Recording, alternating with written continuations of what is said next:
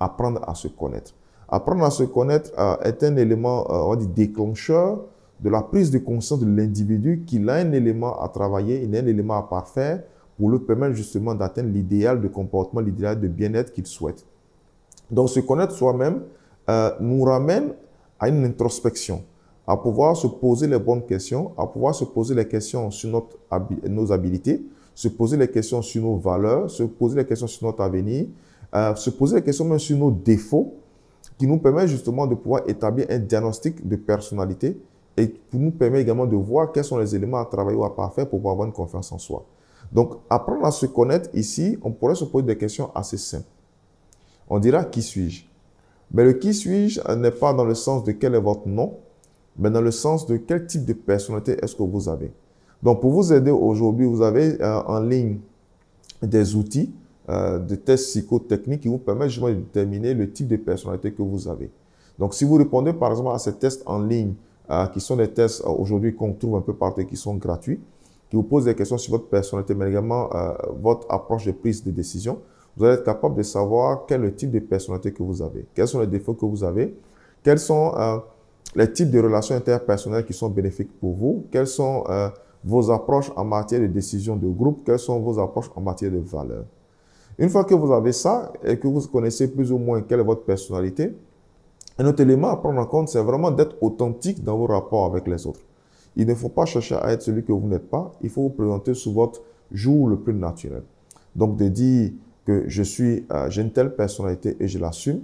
Il y a des défauts que vous avez certainement que vous allez corriger, mais le meilleur de vous, vous le travaillez et vous le mettez en avant. Également, un autre élément qui est intéressant, c'est de ne pas se comparer aux autres. Parce que vous êtes un élément, vous êtes unique, vous avez vos valeurs, vous avez votre personnalité, vous avez votre richesse en termes d'intellect, et c'est ce que vous devez mettre en avant. Se comparer aux autres est toujours, on va dire, la façon la plus négative de vouloir réussir, de pouvoir se projeter dans la société, parce que vous devez vous démontrer, vous montrer comme une personne unique avec ses qualités, une personne unique avec son intellect, une personne unique avec ses compétences et ses habiletés. Et ça, c'est très important. L'autre élément également qu'il faut regarder, c'est qu'une fois que vous avez conscience de vos défauts, il faut chercher à les améliorer. Il ne faut pas les nier, il ne faut pas les oublier, mais il faut plutôt les reconnaître et puis justement travailler sur vous-même pour chercher à les parfaire. Ne vous en faites pas si vous faites des erreurs. Ce n'est pas un souci, ce n'est pas un problème parce que les erreurs font partie justement du processus d'apprentissage.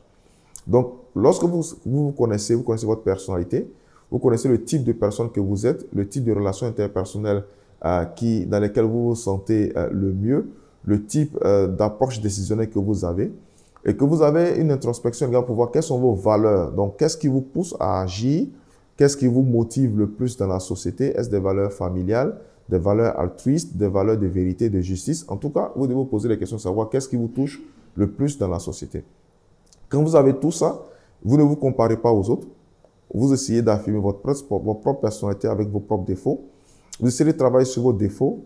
Et puis maintenant, vous essayez de capitaliser tout ça à travers un processus d'apprentissage pendant lequel vous pourrez faire appel éventuellement à un coach ou à un mentor, ou alors vous êtes capable vous-même de le faire, en tout cas en travaillant sur vos défauts, en faisant l'effort de pouvoir canaliser un tant soit peu certaines pratiques qui pourraient éventuellement donner une image négative de vous-même. Et donc, pour continuer toujours dans le sens de développer la confiance en soi, qu'on soit en situation de handicap ou pas, mais beaucoup plus sur en situation de handicap où on a encore un défi à relever par rapport aux préjugés des individus, par rapport aux préjugés de l'extérieur, on doit vraiment démontrer que nous sommes une personne à part entière et que l'handicap n'est pas un frein. L'handicap pourrait constituer à un moment donné un moteur parce que ça va être une motivation supplémentaire pour être le meilleur dans n'importe quel environnement dans lequel vous allez vous retrouver. L'un des éléments à prendre en compte lorsqu'on veut développer la confiance en soi et qui est très important, c'est d'abord l'aspect extérieur. Il faut prendre soin de son apparence. Parce que malheureusement, nous sommes dans une société où l'habit fait le moine. Donc, vous convenez avec moi que si vous vous présentez sous un mauvais jour, en apparence, les individus auront toujours des préjugés accrus et on ne va pas chercher à vous connaître. Donc, la première des choses qui, je pense, est un élément important, même s'il est extérieur, mais qui permet justement de faciliter l'approche avec notre environnement, c'est de prendre soin de son apparence. Donc, avoir des vêtements soignés, des vêtements propres, pour les hommes, être bien rasés, être bien coiffés, Pour les dames, c'est la même chose. Sentir bon sont des choses qui, ma foi, jouent dans notre société. Deuxième élément important, c'est d'affirmer ses opinions. Lorsque vous êtes dans une assemblée, que ce soit au travail, que ce soit dans la vie privée ou dans vos familles, il ne faut pas rechigner à pouvoir dire ce que vous pensez. Avec les mots qu'il faut, avec beaucoup de courtoisie, avec le langage et les mots choisis, mais vous affirmez votre opinion, vous justifiez votre opinion et surtout, vous faites en sorte à ce que tout ce que vous avancez comme idée puisse être étayé par un argumentaire soutenu par des exemples. Troisième élément qui est important lorsqu'on veut développer la confiance en soi, c'est de prendre des initiatives.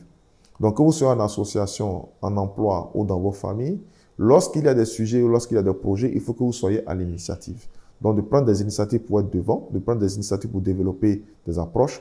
Et cela permet justement de pouvoir mettre en exergue vos compétences, mettre en exergue vos habilités qui n'ont rien à voir avec votre physique. Et cela fait prendre conscience aux personnes qui vous entourent que vous êtes une personne exceptionnelle, vous êtes une personne unique qui est capable d'apporter un plus dans son environnement.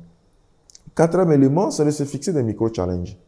Il faut que vous-même, chaque 3 mois ou chaque 6 mois, vous soyez capable de vous fixer des projets qui vous permettent de développer non seulement vos compétences, mais de pouvoir les montrer au monde extérieur, de pouvoir le montrer à votre environnement.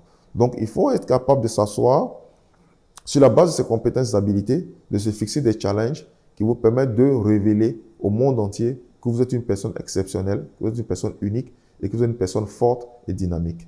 Cinquième élément, c'est de se récompenser soi-même. Et c'est très important. Lorsqu'on arrive à réaliser des challenges, lorsqu'on arrive à prendre des initiatives, lorsqu'on arrive à se sentir bien et qu'on affirme ses opinions, il faut à un moment donné se récompenser soi-même. Se dire, oui, j'y suis arrivé, oui, je suis capable, et donc je me donne un temps de réflexion, je me donne un temps de joie, un temps de repos, où je suis capable d'aller au restaurant, je suis capable d'inviter des amis au restaurant, je suis capable d'inviter la famille au restaurant, ou simplement de faire une petite fête pour dire on a la joie de vivre et qu'on est fier d'être la personne qu'on est.